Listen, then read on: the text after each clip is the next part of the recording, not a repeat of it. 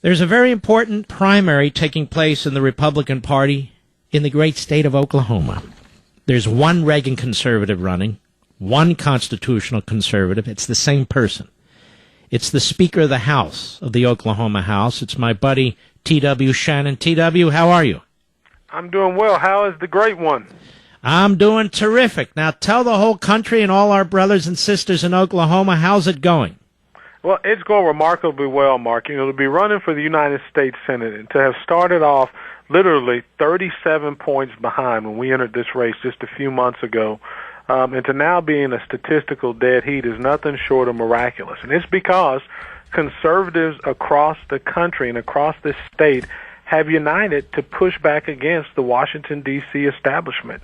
You know, not only have you been kind enough to endorse my campaign, but so have other conservative leaders like Sarah Palin, like Senator Ted Cruz, like Ben Carson. They've all united behind my campaign because they know not only do I have a conservative record of reforming welfare, of pushing back against the federal government, of fighting for tax cuts, of reducing the size of government, but I'm also willing to stand up against the establishment, Mark, which I think is what people are hungry for right now. They really are hungry for this because the country can't survive this much longer. And I just feel that a fellow like you and some of the others will bring some direction to the Republican Party in Washington as well, which I guess is why they're really pouring Washington lobbyist money, the usual groups and faces trying to knock you out. No, there's no question, Mark. I mean, we've been under attack since the day that we entered this campaign. I mean, the Washington, D.C. establishment, they don't want me in Washington because they know that I'm the type of leader that's not going to allow the party bosses to dictate to me how to vote. Now, certainly there may be times that we agree, but I'm going to be representing the people of Oklahoma, trying to save this republic. The reason I entered this Senate race, Mark, is because I believe if we continue down the path that we're on, we will be the first generation of Americans to allow our kids and grandkids to inherit a lower standard of living, and that's just not acceptable. You know, while I was Speaker of the House, I created the first States' Rights Committee. And I talk a lot about this on my website at twshannon.com. I created the first States' Rights Committee to actually push back against the federal government. In fact, we were one of the first legislatures while I was Speaker to actually vote to nullify Obamacare, because I feel that strongly about returning this country to our constitutional roots. We have to have leaders that are willing to do that. And I've done it in the State House, and I want to do it in the United States Senate. T.W. Shannon, you're also endorsed by J.C. Watts, aren't you? Yes, J.C., who is a great American and a great patriot as well, is actually, we've got two commercials running. We have one running where J.C. Watts has sponsored us and has endorsed our campaign, and also Senator Ted Cruz, the Senate Conservative Fund, has weighed in and is running a commercial talking about my record of standing up to party bosses. And when I travel this great state, Mark, one of the things I hear the most about is the debt. We have a $17.5 trillion debt right now and counting. I know you talk about this a lot on your show. Really, we have a debt bomb. And this bomb is about to explode if we don't have leaders that will turn things around. And I don't believe it's too late. I still believe we can do it, but it's going to take leadership. But in order to do it, I've got to have help. That's why I'm calling on all patriots around the state and around the country to help us. We talk a lot about it on twshannon.com about how we need to return the federal government back to the enumerated powers as are dictated in our Constitution. Are you being heavily outspent right now in the state? Oh, there's no question. We've been outspent. We'll probably be outspent when it's all said and done, 2-1 in this race. Again, when you have a reputation of standing up to the establishment and saying no to bigger government, you know, one of the things I did while I was Speaker, we said no to the Obamacare Medicaid expansion. I said we're not going to do it. In Oklahoma, 1 out of every 4 Oklahomans is on Medicaid right now. If we had expanded it, it would have been 1 out of every 3. And I believe, like Ronald Reagan, we should define compassion by the number of people we get off of welfare, not put on welfare. So you bet we're being outspent. We've got super PACs that are weighing in against us. Of course, we've had help from fellow patriots. In fact, we're running a grassroots campaign where people have donated. And even despite being outspent, being outraised, we have the ability to win this race. We're in a dead-even statistical heat. The last polling that I saw showed it within single digits. So we have a great opportunity to win. We do expect a runoff on Tuesday. But we need all patriots united behind us to help us get over the finish line. It's like every race. You need turnout, turnout, turnout, and the grassroots can overcome the money coming in from Washington, D.C. and the establishment to defeat you. So in Oklahoma, you have to get over 50%? You do. You absolutely have to get over 50% plus one in order to avoid a runoff. So I do anticipate, again, I'm running against the fifth-ranking member of Congress. But we know that despite being outspent, like you just said, the grassroots can help elect a candidate that's a constitutional conservative. We saw this in Virginia.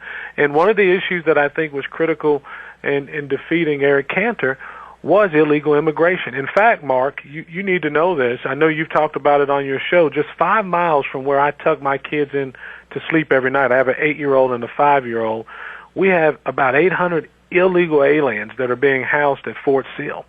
That's just 5 miles from my house. And, my opponent has talked about a pathway to citizenship, that he supports a pathway to citizenship for juveniles, for illegals that have come here that are children. And I will tell you, that is just a pretext to legalize them. And we have tens of thousands of other minors now and in the future. And certainly Washington, D.C., and Obama, they're using children as pawns to advance this open borders policy. You tell me this, when's the last time you heard of a minor child of 8 or 9 walking unaccompanied through 2 or 3 countries to get into the United States of America? It's 2 reasons. We need to secure our borders, and we need to do it now, and we need to make sure that we reject this idea of amnesty. Mm-hmm. And this is one of the main issues that wound up defeating Eric Cantor in his district in Virginia. And sounds to me like your opponent, part of the Republican leadership again in the House of Representatives, takes a similar position that Cantor took. Well, he has certainly said numerous times, he's on record as saying he supports a pathway to citizenship. And I will tell you, it's one of the reasons as a senator I've made the pledge that I will sponsor legislation that will actually cut foreign aid from nations that encourage illegal immigration to America. And I will certainly I would like to see us build those nations to recapture all the costs that we spent of processing, capturing, and returning those illegal immigrants back to their home country, which is exactly what we need to do with the juveniles that are being housed just a few miles from my house. Again, we need to go even further than that. Not only do we need to secure our borders, reject amnesty, and hold accountable nations that we send foreign aid to that are encouraging this type of open borders policy for their citizens to come to our country, but we also need to reform our welfare system and stop encouraging people to come here and get on the government dole. We know that as long as we have a policy that encourages people to not work, we're going to continue to see this problem. That's why, as Speaker of the House, I actually fought to reform welfare, requiring a 20-hour work week for individuals that receive food stamps. I believe the best social program in the world is a good-paying job.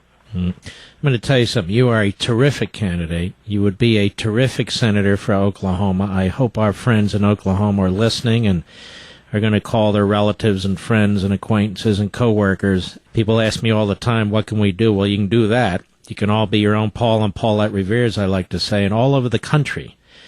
When a person's elected to the Senate, they vote on legislation that affects all of us. And I hope you hear T.W. Shannon, what a terrific Reagan conservative he is. If you can help him, please go on my social sites and help him out. It's twshannon.com, twshannon.com. Look, my man, I wish you all the best. You've come a very, very long way. We got to get that last yard to the finish line, and I'm hoping this happens because you would be a great senator. So God bless you. Well, Mark, thank you, and we are on the verge of doing some great things in this country, but it's going to take constitutional leaders. Thank you for leading the charge, and thank you for having me today. Well, you're very kind. You take care. Man, he would be a good senator. Great senator. Seriously, you know what's interesting? A lot of these conservative candidates running these Republican primaries, they cannot say, oh, this guy's defective, oh, this guy said this, oh, this guy. T.W. Shannon by far outclasses his Washington-based Republican opponent. Chris McDaniel far outshines Thad Cochran as his opponent, just like Ben Sass did in Nebraska, and there are others. Our friend Dr. Wolf in Kansas, he way outshines Pat Roberts. And we're going to talk about that race more as we get a little closer to it, too, because that guy is a terrific candidate. He's got a long, hard battle. But that said, the That never stopped me before. T.W. Shannon, please go on my social sites and take a look at him. He is absolutely terrific.